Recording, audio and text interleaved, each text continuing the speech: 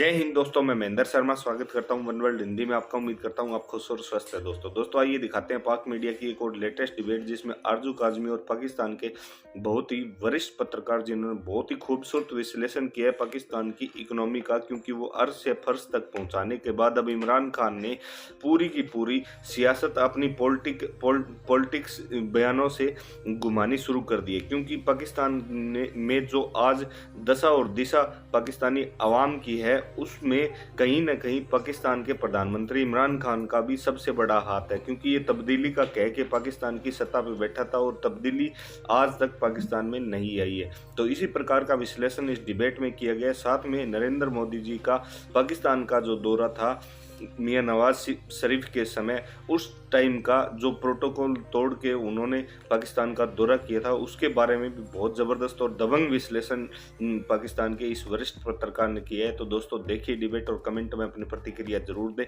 Last में आपसे request करूँगा, चैनल पर नए हैं तो चैनल को सबसे पहले सब्सक्राइब कीजिए, लाइक शेयर कमेंट जरूर कीजिए। दोस्तों जय हिंद, वंदे मातरम, भारत माता की जय। दोस्तों कोर्ट जर्नलिस्ट को उसी किस्म की बातें ये पहले खुद किया करते थे। इनकी वीडियोस मौजूद है इमरान खान की, जिसमें ये हर तरह के इल्जामात लगा रहे हैं गवर्नमेंट के ऊपर, एस्टेब्लिशमेंट के ऊपर, फौज के ऊपर, सारी बातें कर रहे हैं जो अब लोग करते हैं। और अब ये कहते हैं नहीं मैं आ गया हूँ, मुझे कोई कुछ ना कहे। लेकिन सर साथ साथ इनकी कल की स्पीच को आप कैसे देखते हैं? कभी कह रहे हैं पेट्रोल की कीमत कम कर रहा हूँ, कभी कुछ और। कल की स्पीच पे हाजी बात कर लेते हैं। वो तो बेसिकली अलविदाई खिताब। He knows he's going. नहीं जी नहीं, he knows he's going. Now he knows he's going. इसका कल एक आखिरी खिताब था, गुड बाय जिसे कहना चाहिए। और उसमें दो बातें आपने अगर गौर यकीनन आपने किया होगा, मैं सिर्फ आपको याद दहानी करवा देता हूँ कि कल इसने पहली मर्तबा ये कहा है, एक तो अपोजिशन को उसने चोर डाकू नहीं कहा, इसने किसी को ये नहीं कहा। यानी इसने हालांकि वो जिक्र किया कि रूस के लोग डाकू जाके वो रूस के डाकुओं ने रखे हुए थे पैसे और फ्रीज हो गए। पाकिस्तान में इसने किसी को नहीं कहा, नाम भी नहीं लिया। और दूसरी बात इसने जो पहली मर्तबा की है जब से वज़ीर आज़म ओथ इसने लिया, पहली बार कल इसने कहा है अपने आखिरी खिताब कि जो पेट्रोल है ये इंपोर्ट हम करते हैं, और ये जाहिर है कि बाहर की चीजें इंपोर्ट हम करते हैं, तो हम क्या करें। और अगर अपोजिशन को बहुत एतराज है तो हम अपोजिशन से पूछ लेते हैं कि आप आके हमें बता दें कि हम क्या करें, आप हमें आके बता दें कि हम क्या करें। ये कल पहली बार इसने कहा है। ये होता है कि जब आदमी को ये जान ले ना कि बस अब खुदाफिज हो गया, क्योंकि मुझे अब इलेक्शन कैंपेन में जाना है, मुझे अब अपनी सफाइयां देनी है, मुझे इन लोगों से काम पड़े हैं, तो अब ये माफी तलाफी है कि मैंने तो अपने देखा ना जी 3.5 साल तो मैं गुजार गया, लेकिन जब वो चीजें ठीक होने लगी थी तो मैंने बुलाया था, मैंने तो कहा था कि मेरे साथ आके काम कर लो, मैंने तो कौन से खिताब में भी कहा था कि आओ मेरे साथ बैठे काम कर लो, यही मेरे पास नहीं आए तो मैं क्या करता। ये इसने फ्यूचर की इन्वेस्टमेंट की है। लेकिन अब यहाँ से आप शौरी सतह का अंदाजा लगाएं कि आज इस बात को कोई मानेगा। अब इन बातों का फायदा आरजू बड़े अफसोस से मुझे कहना पड़ता है कि हमारे ना बतौर कौम, इमरान खान ही नहीं, अब वैसे भी इस पे मेरा गुस्सा इसलिए कम होता जा रहा है कि अब इसकी ताकत चुक जा रही है और जा रहा है, तो जाते हुए पे क्या फिर गुस्सा करना। लेकिन मैं आपसे गुजारिश करूं कि इमरान खान समेत मतलब है कि हमारा एक बड़ा प्रॉब्लम है कि ये स्पोर्ट्समैन में कम से कम इसमें ये होना चाहिए था, स्पोर्ट्समैन में स्पिरिट होनी चाहिए थी कि ग्रेसफुल एग्जिट। एक होता है ग्रेसफुल एग्जिट, ये हमें पता ही नहीं इस चीज का, जूते खा के ही गया जो भी, यानी धक्के मार के निकाला है तो निकाला है। ग्रेसफुल एग्जिट इस मुल्क में नसीब, यानी इस बंदे को स्पोर्ट्समैन स्पिरिट इसमें होती। अब ये जानता है कि इस दुनिया की कोई ताकत नहीं बचा सकती, ही इज हिस्ट्री। तो यार तुम हफ्ता खींच लोगे, 2 हफ्ता खींच लोगे, महीना खींच लोगे, तो क्या फर्क पड़ता है? 3.5 साल तुम रह चुके। कॉल द इलेक्शन, तोड़ो असम्बलियां, बाहर आके फ्रंट पे कहो अच्छा मेरी कौम मुझसे तंग है, I tried my best but I failed, I tried my best, okay I failed, मैं नहीं उस तरह से कर सका, so I have the guts to say goodbye, see you after 5 years। अब मैं 5 साल जाके मतलब मैं तैयारी करूंगा, मैं अपनी टीम बनाऊंगा, मैंने जो सीखा है मैं अपने तजुर्बे को रखूंगा, मैं टीम बना के 5 साल ऑब्जर्व करूंगा, and I will come back one day. Graceful exit ले जाए, जो इसके मानने वाले लोग हैं वो कम से कम कोई सर उठा के चलने फिरने के काबिल होंगे कि यार हमारा लीडर ने ग्रेसफुल एग्जिट लिया, जब उसका इत्मीनान नहीं रहा उसने कहा मैं बेइज्जती करवा के नहीं जाऊंगा वोट ऑफ कॉन्फिडेंस।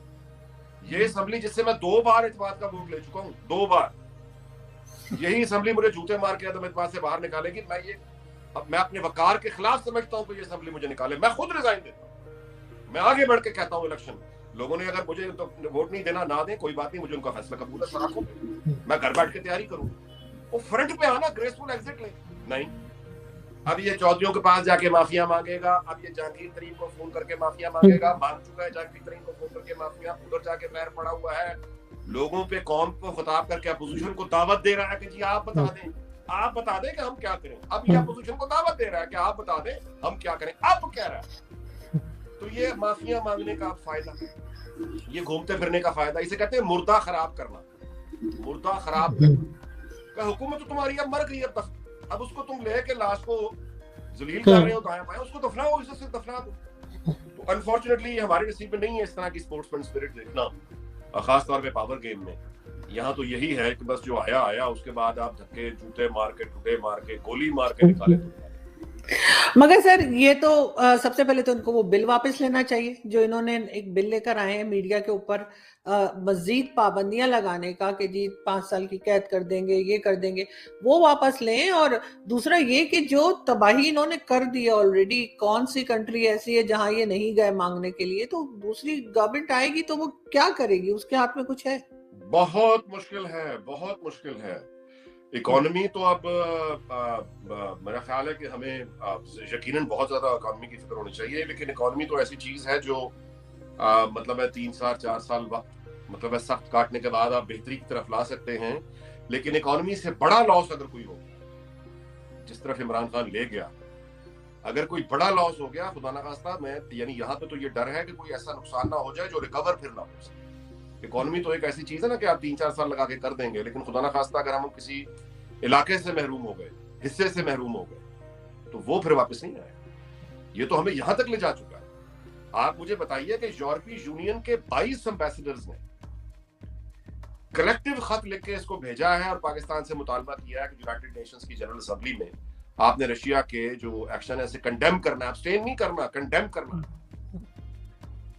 क्यों ये आया सामने? ये रूस से इसने आप देखें एक्शंस कितनी जल्दी हो रहे हैं। रूस से इसका जहाज वापस अभी लैंड नहीं किया, 9 अरब रुपए का उन्होंने ठोका नेशनल बैंक ऑफ पाकिस्तान को, जहाज लैंड होने से पहले। कल इसकी स्पीच हुई है जिसमें इसने यानी डिफेंड किया है अपना डिसीजन कि मैं रूस गया हूं और एक वो आलमी कुव्वत और ये सब ड्रामा किया है इसने। आज 22 एम्बेसडर्स ने लेकर हुकूमत पाकिस्तान से ऑफिशियली डिमांड की है कि यूनाइटेड नेशंस में यू हैव टू से this. And he was excited. He said, "I'm so excited to be in Moscow." किस बात की एक्साइटमेंट है? मतलब कोई बच्चा गया था वहां पे कि वो बड़ा एक्साइटेड हो रहा है, उसने मॉस्को देख लिया? ये प्राइम मिनिस्टर गया था। ये वो आउट ऑफ बॉक्स डिप्लोमेसी, यानी ये कहता है मुझे क्या बताते हो। फॉरेन ऑफिस वाले शुरू से इनके, जब से इन्होंने ओथ लिया हुआ है, फॉरेन ऑफिस वाले, प्रोटोकॉल वाले 100 दफा इनको आके बता चुके हैं, समझा चुके हैं कि सर इसको इस तरह नहीं, इस तरह कह दीजिए, इस तरह नहीं, इस तरह कह दीजिए। ये आगे उनकी बेइज्जती करता है, उनकी भी बेइज्जती करता है कि तुम मुझे का शरीफ समझते हो, तुम मुझे सरदारी समझते हो। मैं ये प्राइम मिनिस्टर बनने से पहले भी रॉयल फैमिलीज में घूमता हूँ, मुझे पता है एटिकेट्स क्या होते हैं, मुझे पता है क्या।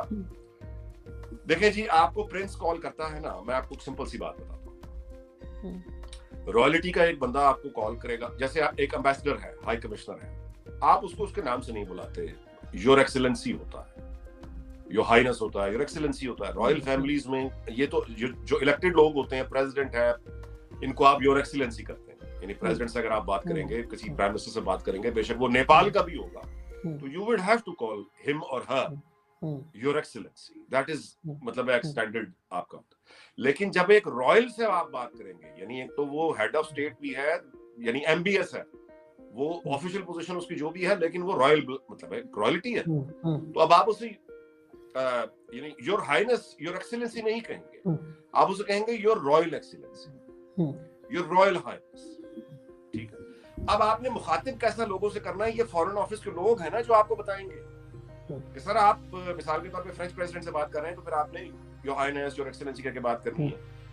आप अगर किसी रॉयल से बात करेंगे, योर रॉयल एक्सीलेंसी करके बात करनी है। तो योर रॉयल एक्सीलेंसी को अगर आपने योर हाइनेस कह दिया या खाली योर एक्सीलेंसी कह दिया, वो बुरा माना जाएगा कि आपने उसकी रॉयल्टी चेंज कर, मतलब उसकी रॉयल्टी पे एक वो तो अपने आप को ब्लूप्रिंट कहते हैं। तो ये सिर्फ एक मिसाल दी है। तो अगर जाके इमरान खान को कोई इतना भी फॉरेन ऑफिस से बताता था ना कि सर इनको जरा ख्याल कीजिएगा, इनको इनसे बात करते हुए इनको योर एक्सीलेंसी मत कहिएगा, इनको योर रॉयल एक्सीलेंसी कहिएगा, तो ये जवाब में बेइज्जती करता था। कि तुम मुझे बता रहे हो। अच्छा, हालांकि इसको पता नहीं होता, इसको नहीं पता होता था। मतलब ये शहजादों को, कई शहजादों को इसने योर एक्सीलेंसी कह के पुकारा, मुखातिब किया, नाराज किया।